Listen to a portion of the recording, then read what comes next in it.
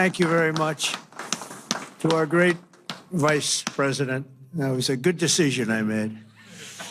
This morning on these hallowed grounds where generations of American heroes rest in eternal glory, we gather to fulfill the sacred duty of every free man and woman. On Veterans Day, we honor those who have worn the uniform, who have borne the battle, who have stood to watch, and whose ranks have formed the mighty wall of flesh and blood, bravery and devotion that has defended our freedom for 250 years. Today, to every veteran, we love our veterans, we say the words too often left unsaid. Thank you for your service. Thank you very much.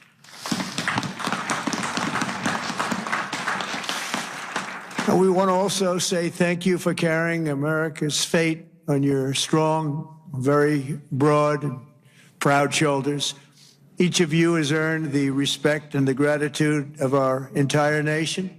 We love you, we salute you, and we will never forget what you have done to keep America safe, sovereign, and free. Thank you very much.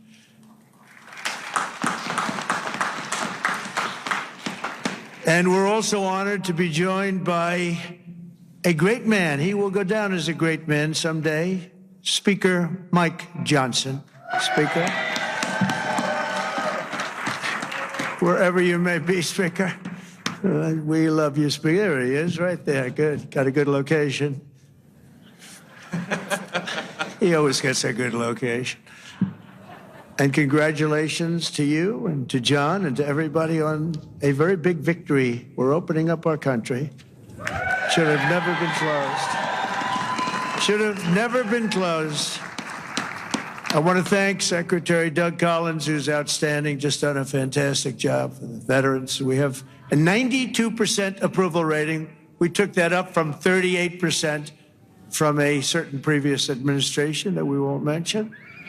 Also, Secretary of War, we like the sound of that better than the other. Secretary Pete Hegseth. Pete, thank you very much. Thank you, Pete. Great job. Our great Attorney General, Pam Bondi. Pam, thank you very much. Thank you. Secretary Doug Burgum. Doug, thank you. Thank you very much for being here, Doug.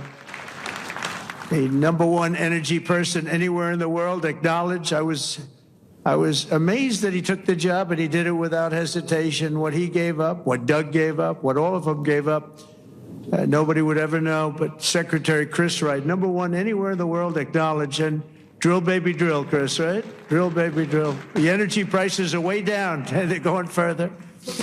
Secretary Linda McMahon, Education, moving education back to the states, Linda, right? Getting it back to the states where it belongs. Secretary Laurie Chavez DeReamer, thank you, Laurie, very much. Director Russ Vogt. Director, thank you. What a good job he's doing. Cutting, but fairly cutting. Director Tulsi Gabbard. Thank you, Director. Ambassador Jamieson Greer, what a job he's done. We've taken in trillions of dollars in tariffs, and we want to keep it that way. It's been good for our country, I can tell you, including national security. General Dan Kane. General, thank you. He's a real general. And congratulations on wiping out the nuclear capability of Iran in about a matter of seconds once they got there. They traveled a total of 37 hours, but once they got there, they were very quick. And also to many other very distinguished guests. We have an amazing group of people. I'd like to name every one of you, but I think a lot of people would be upset. It's a little cold.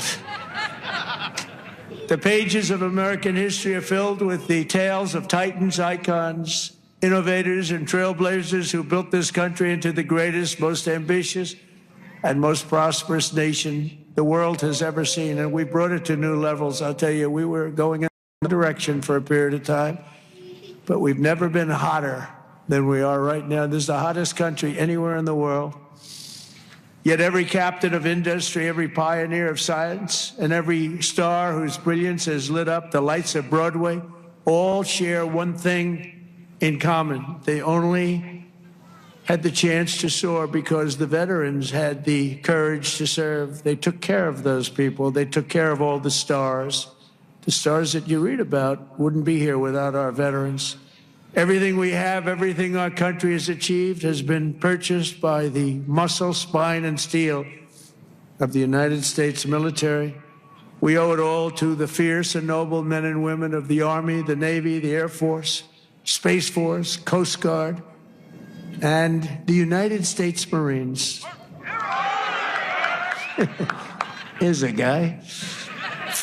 Our service members, our own words, are the greatest possible tribute to their immortal valor.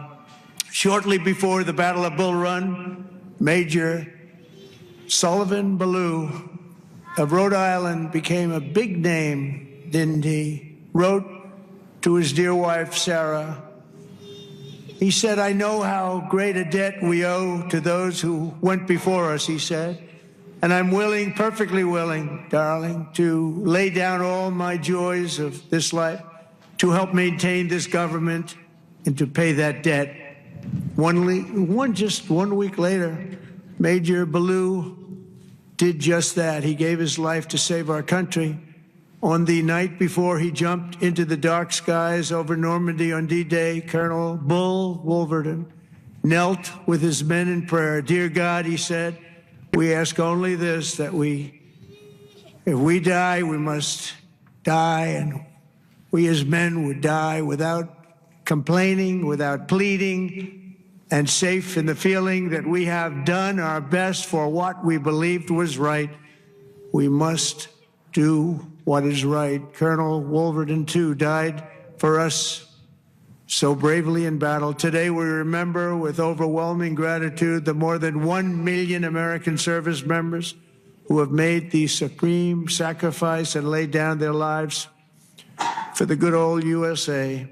Generation after generation, America's warriors have left behind the comforts of home and family to face violence, evil, and death so that our families could know joy, goodness, and peace. We honor them so strongly. Our heroes have lived through unthinkable nightmares so we could live the American dream, and the American dream is coming back again, stronger than ever before, and you'll see that as the next few years evolve. They have volunteered to give their last breaths to all of us so that we could breathe free. And today we know without any doubt in our hearts that after 2.5 centuries, America stands tall because America's veterans stood so strong. And soon our country will be stronger than ever before. The American veteran has forged a legacy of gallantry and daring without parallel in human history. In September 2009, Army Captain William Swenson was driving through the Afghan mountains when his convoy was ambushed by over 60 Taliban insurgents. He and his comrades were pinned down for hours without artillery or air support. A fellow soldier was shot in the chest, and Captain Swenson crossed an open field to aid his brother in arms. People said, "Don't do it, Captain, don't do it." He did it.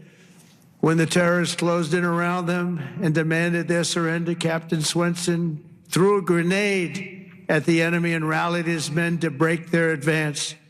He then carried the wounded soldiers hundreds of yards to a rescue helicopter before charging back 3 times, back and forth into the fire to save the wounded and bring them home.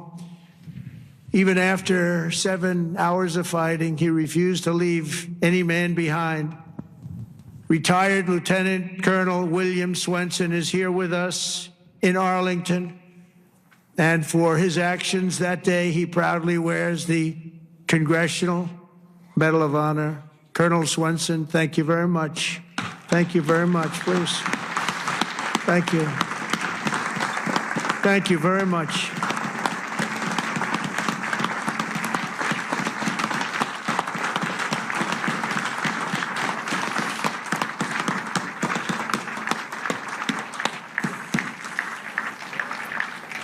the ultimate honor. Thank you. Another person who shows the Medal of the American Veteran is Dale Stovall. As an Air Force helicopter pilot in Vietnam, Captain Stovall was assigned to rescue a downed American airman deep in hostile territory. Despite the extreme peril, Captain Stovall took off in his HH-53C helicopter and soon came under intense fire, forcing him to turn back. But the captain refused to abandon his mission. The next day, he willingly plunged back into the danger while taking fire from all directions. He didn't have a chance, he felt, but he said, I got to do it. He rescued the downed American pilot who had been stranded on the ground for 23 days and brought him back home alive, completing the deepest rescue behind enemy lines in the entire Vietnam War. For this and 11 other harrowing rescues, he was a brave guy. Dale received the famous Air Force Cross and the Distinguished Flying Cross and 2 Silver Stars, making him the 4th most combat decorated Air Force Academy grad of all time. He retired as a brigadier general after 31 years of service. General Stovall, you are a legend. Please, thank you. General Stovall. Thank you very much.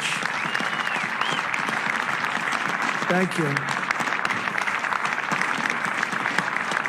You look good, General. You look, I wish I looked that good. You look good. Thank you very much, General. America's warriors never quit, never surrender. They fight, fight, fight, and they win, win, win. That's what we do. We win battles. As you know, today is not only Veterans Day, but it's my proclamation that we are now going to be saying and calling Victory Day for World War I. Victory Day. You know, I was recently at an event and I saw France was celebrating Victory Day, but we didn't. And I saw France was celebrating another Victory Day for World War II. And other countries were celebrating. They were all celebrating. We're the one that won the wars. And I said, from now on, we're going to say Victory Day for World War I and World War II. And we could do for plenty of other wars, but we'll start with those 2. Maybe someday somebody else will add a couple of more because we won a lot of good ones. But when I see other countries celebrating Victory Day, I watched it. I watched UK, I watched Russia. They were celebrating Victory Day, World War II. And I said, we got to have a Victory Day. Nobody even talked about it in our country. But from now on, we're going to be celebrating Victory Day for World War I, for World War II, and frankly, for everything else. Under the Trump administration, we're restoring the pride and the winning spirit of the United States military. That's why we have officially renamed the Department of Defense back to the original name, Department of War. And remember, we won World War I, we won World War II, we won everything in between, we won everything that came before, and then we brilliantly decided to change the name of this great thing that we all created together. And we became politically correct. We don't like being politically correct. So we're not going to be politically correct anymore. From now on, when we fight a war, we only fight for one reason, to win. We fight to win. But under my leadership, we're also fighting for the great veterans who have always been there for us, and especially when we needed them and needed them most. In 9 months, the Trump administration has cut the backlog of VA benefit claims in half. That's a big achievement, and Doug is going to get it down to 0. During the Biden administration, the backlog exploded like we had never seen before, and I'm going to eliminate 100% of that backlog. We're moving at that pace, and already we've processed more than 3 million backlog claims, the most of any year in the history of the VA. We've added more than 1 million extra service hours across the VA centers, and we've opened 20 new facilities in 13 states, something that people said just not possible to do. We also have brought back VA choice and VA accountability, taken away by the Biden administration, so that when you have to wait online, you go out and you get yourself a doctor. We pay for the doctor if you have to wait. And the other thing is we fired thousands of people who didn't take care of our great veterans. They were sadists, they were sick people, they were thieves, they were everything you want to name, and we got rid of over 9,000 of them. And then when Biden came in, he hired them back, many of them. But we got rid of them. And I think we got rid of them permanently. We replaced them with people who love our veterans, not people who are sick people. We're also confronting the challenge of veterans' homelessness. And earlier this year, I signed an order establishing the National Center for Warrior Independence to house up to 6,000 veterans in need. And we will not stop until we have ended the tragedy of homeless veterans once and for all. I'd see in New York where people that came into our country illegally, would be put up in hotels, and veterans would be sitting on the sidewalk outside of that hotel where these other people are put in. And many of the people that came in were put in from prisons. They were murderers. They were drug dealers. They were people that we didn't want in our country. They were staying in hotels, luxury hotels, and our veterans were sitting on the sidewalks, watching them go in.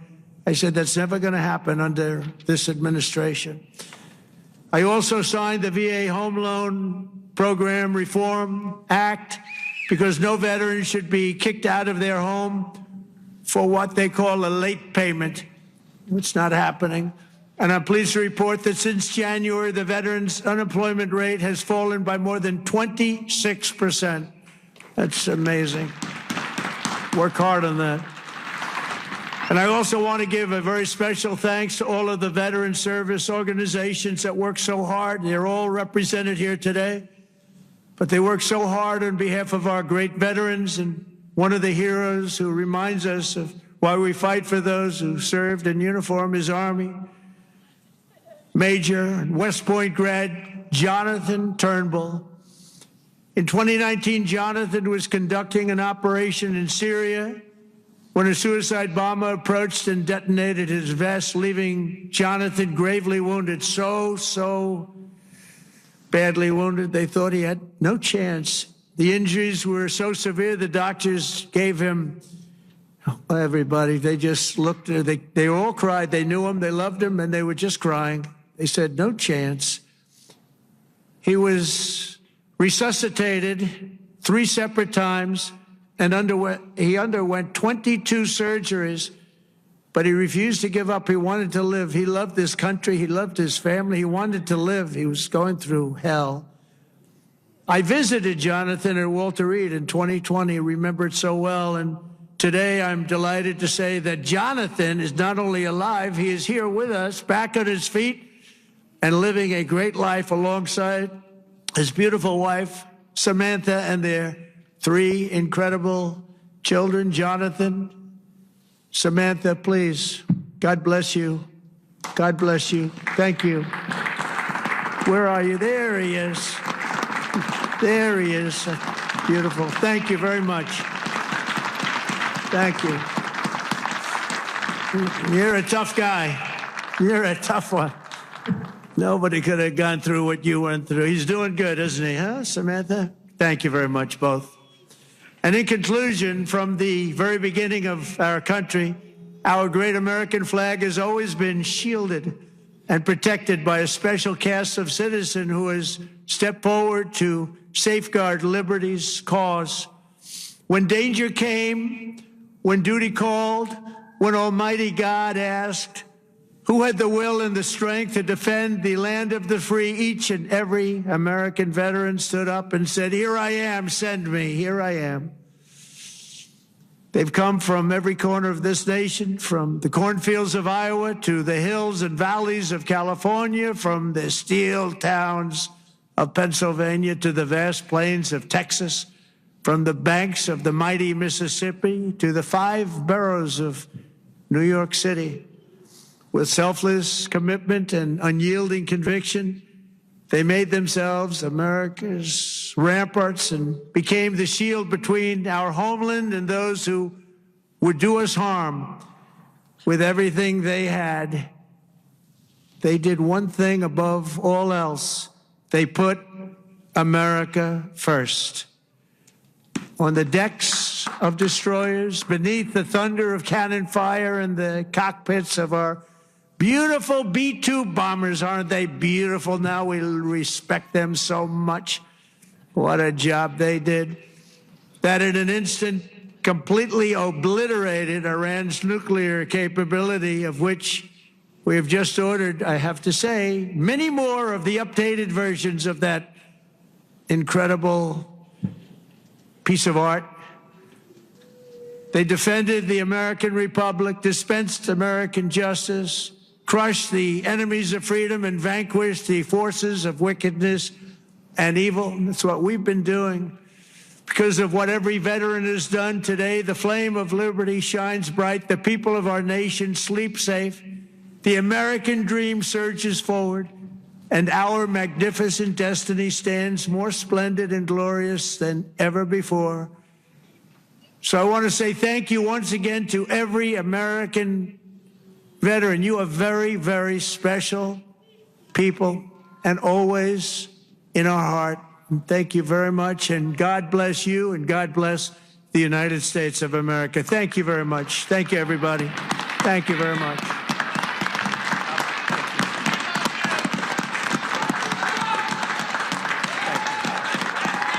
Thank you very much.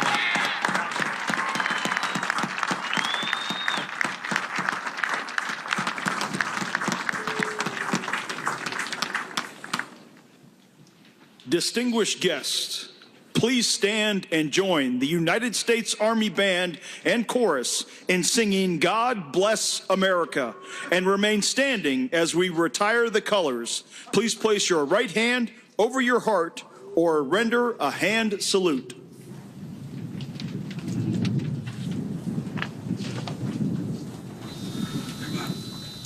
We've just been watching President Trump speaking in honor of veterans at Veterans Day at Arlington National Cemetery. The president thanked veterans for their service and for carrying Americans' fate on their shoulders. Now we're hearing the band play God Bless America. The president says these veterans lived through nightmares so we could live the American dream. He also congratulated Republican leaders in Congress for reopening the government, saying it should never have been closed. White House correspondent Karen Travers is here for more. Karen, we heard the president there recalling tales of service members from the Civil War through the war in Afghanistan. What message is he trying to send today? Diane, this was the president thanking service members who are currently serving in the U.S. military for what they do, the sacrifices they make, that their families make, so they can go around the world and protect America. He also honored the 1 million Americans who died while serving their country. The president said America stands tall because veterans stood strong, and he said that American warriors never quit. One thing he did say, Diane, was something that he had first raised back in May when he had suggested in a Truth Social post that he wanted to rename this federal holiday as Victory for World War I Day, changing it from Veterans Day to a specific holiday on that victory in that war. There was significant pushback at the time from veterans groups who said that it was insulting, that this was taking away from the service of veterans that served in many other conflicts. The White House then walked that back, Diane, and said that he would be issuing a second proclamation, adding on top of Veterans Day to honor the victory in World War I. And the president talked about that there today, saying he would issue a proclamation because when he travels around the world and talks to world leaders, he hears about how they honor specific military battles, and it's something he wants to